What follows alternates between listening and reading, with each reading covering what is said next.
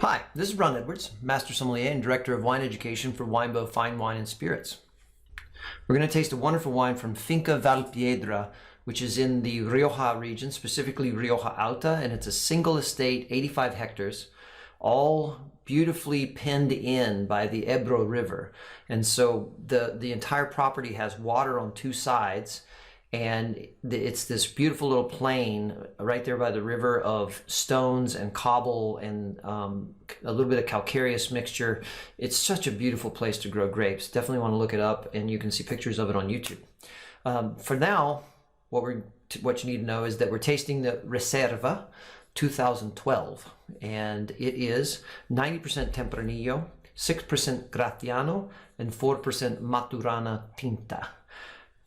Kind of a old school classic blend for Rioja, but remember, Rioja does not require 8% of any of the authorized grapes. You could have a 100% of any of them, and you can have a blend of all of them together in any percentage you wish. And that's something that often escapes us because we think that they're all based on Tempranillo. But you'll find another tasting note in this same playlist of the Finca Valpiedra 100% Garnacha Rioja, which is really delightful. Check that out.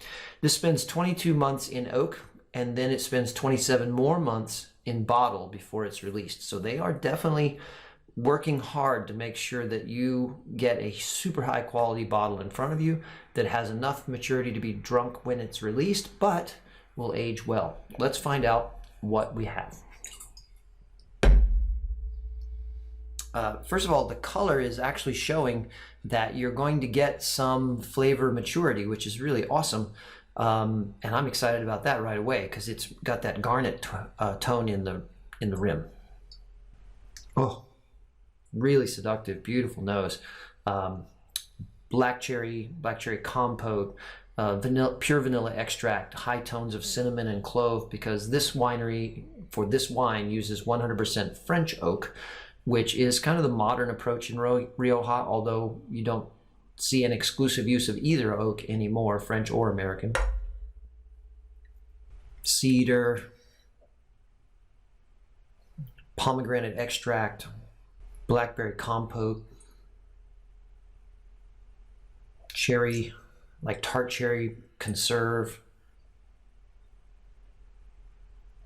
Really pretty. Dried rose and fresh violet. Just makes you want to smell it more. A little bit of a it's like a cross between, it's almost like potpourri because there's a little bit of dried orange peel and there's a little bit of floral that's dried and a little fresh, and then there's like that dried cinnamon kind of aroma profile.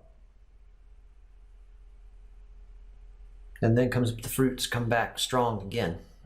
Wine is really, really sewn together well. There's, towards the end of all of those flavors comes a sort of cocoa powder meets dusty, earthy, rocky, like outside in a field aroma profile. And now there's just there's now a little thread of licorice. Anise, probably an oak signature. Wow, it's really pretty. Let's taste it. So there's some power to this wine. This wine is a long way from being aged as far as structure concerned. It's tart raspberry, pomegranate seed, fresh cherry. Yes, the cherry conserve is coming through as well, but the fruit profile is like 3 steps brighter and fresher than what you smell in the nose, which is an indication that it's still very young to me. It's refreshing and textured, full-on satin, moving towards velvet, but not quite there. The tannin is powdery and drying, but really sewn in nicely with the tartness of the fruit, so they play off of each other. So it starts off drying, and then the fruit rush happens, and then it ends right now. It finally ends in a balance of tart, refreshing fruit making my mouth water, and the drying nature of the tannin balancing that so that I'm at neutral now. Let's taste it for a little bit more flavor. Wow, really love the texture of this wine. I think we can add some blackberry, like crushed blackberry, moving towards blackberry juice. There's definitely an herbal nature. It kind of hovers between like mint and tarragon. Maybe that's the anise that I was smelling before, is that combination now in the palate. And now I'm getting a little bit of that cedar. There's some of, there's now coming through a little bit of like cigar leaf, like the wrapper of a really well made cigar. And then it goes back into the fruit again. The wine is just beautiful. This is a wine that's kind of expressing the modern side of Rioja without the overstated nature that Rioja can sometimes be in its modern forms. It still has beautiful tartness. It's balanced all the way through, and it's made with such care and attention. You definitely need to go find a bottle of Finca Valpiedra 2012 Reserva.